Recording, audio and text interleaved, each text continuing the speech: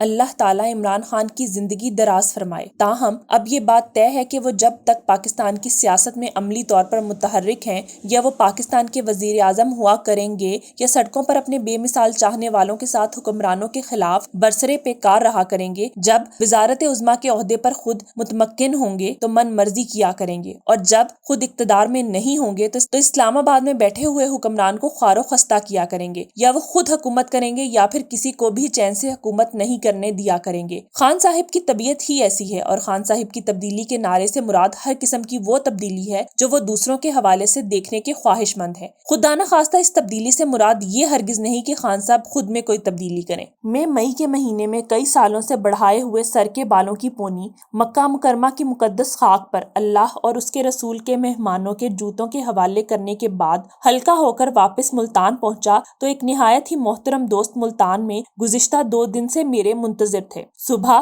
گھر پہنچتے ہی نہا کر سفر کے کپڑے تبدیل کیے اور ساری رات کے سفر اور اس سے پہلے مدینہ النبی میں مسلسل جگراتوں کے باوجود فوری طور پر اپنے اس دوست سے ملنے کے لیے روانہ ہو گیا۔ مہمان کی مہمانداری اور دلداری سے بڑھ کر بھلا کس چیز میں راحت ہو سکتی ہے؟ دوسرے شہروں بلکہ دوسرے ممالک میں رہنے والے دوستوں سے بھی میرا مسلسل رابطہ رہتا ہے، بھلے ملاقات سالوں تک نہ ہو مگر رابطہ کسی طور ٹوٹنے نہیں پایا۔ اسکول، کالج اور یونیورسٹی کے دوستوں سے بھی فون کے طفیل زمینی فاصلوں کے باوجود دوری کم کرتا رہتا ہوں۔ اپنے اس دوست سے نہ صرف باقاعدہ رابطہ رہتا ہے بلکہ بعض اوقات تو گھنٹوں پر محیط فون کال ہوتی ہے۔ جب نام لکھنا ہی مقصود نہیں تو پھر زیادہ نشانیاں کیا دینا؟ ادھر ادھر کی باتیں، سفر کی روداد اور بالآخر وہی ہم اور ہمارا پسندیدہ موضوع یعنی سیاست اور حالات حاضرہ۔ میں نے کہا آپ تو ماشاءاللہ گزشتہ کچھ دنوں میں شاید 2 مرتبہ عمران خان سے ذاتی طور پر مل کر آئے ہیں، کوئی حال سنائیں، کوئی خوشخبری دیں اور ہمیں بتائیں کہ خان صاحب نے اپنی غلطیوں سے رجوع کیا ہے، اپنی مطلق العنان قسم کی حکومت کے نظریے میں کسی نرمی پر آمادہ ہوئے ہیں اور جس دروازے کی چٹخنی ہٹا کر کھول سکتے ہیں اسے اکھاڑنے کے در پہ اپنی طبیعت پر کچھ کنٹرول کیا ہے، یا سب کچھ اسی طرح حسب سابق ہے اور اگر انہیں دوبارہ اقتدار ملا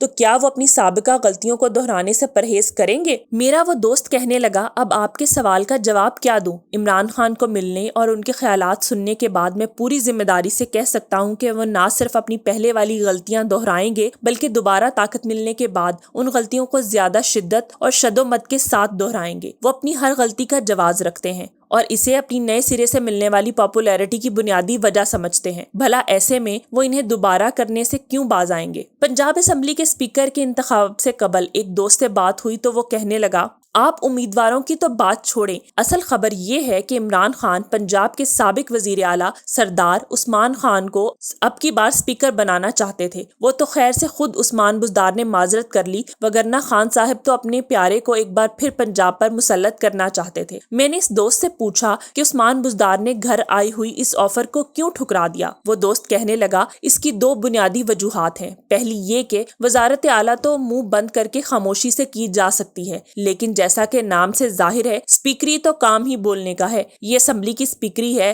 چارلی چپلن کی فلم تو ہے نہیں کہ صرف اشاروں اور ایکشن سے بھگتائی جا سکے۔ جو بندہ میڈیا کے سامنے اس شرط پر آنے کی حامی بھرے کہ اسے سوالات پیشگی فراہم کیے جائیں اور وہ سوالات مل جانے کے باوجود عین وقت پر پروگرام میں شرکت سے انکار کر دے، بھلا وہ اسمبلی میں ہونے والے تابڑ توڑ سوالات اور قواعد و ضوابط جیسی ظالم چیزوں سے کس طرح نمٹ سکتا ہے؟ اگر عمران خان یہی آفر ان کی پہلی بار رکن اسمبلی بننے پر کرتے تو شاید وہ یہ آفر قبول کر لیتے کہ انہیں اسپیکر کے فرائض سے آگاہی نہ تھی، مگر 4.25 سال تک اسمبلی کی کارروائی دیکھنے کے بعد بھلا وہ یہ بھاری پتھر اٹھانے پر کیسے تیار ہو سکتے تھے؟ انہیں اپنی صلاحیتوں کا بخوبی ادراک تھا۔ خاموشی سے نیوی ہو کر وزارت اعلیٰ تو چلائی جا سکتی ہے مگر اسپیکرشپ بہرحال وزارت اعلیٰ نہیں کہ 4.25 سال خاموش رہ کر گزاری جا سکے۔ میں نے پوچھا اور دوسری وجہ؟ وہ کہنے لگا دوسری وجہ کے پیچھے عثمان خان بزدار کی احتیاط پسند طبیعت اور ہوشیاری کار فرما ہے۔ میں نے حیرانی سے کہا یعنی عثمان بزدار صاحب اور فراست؟ وہ دوست ہنسا اور کہنے لگا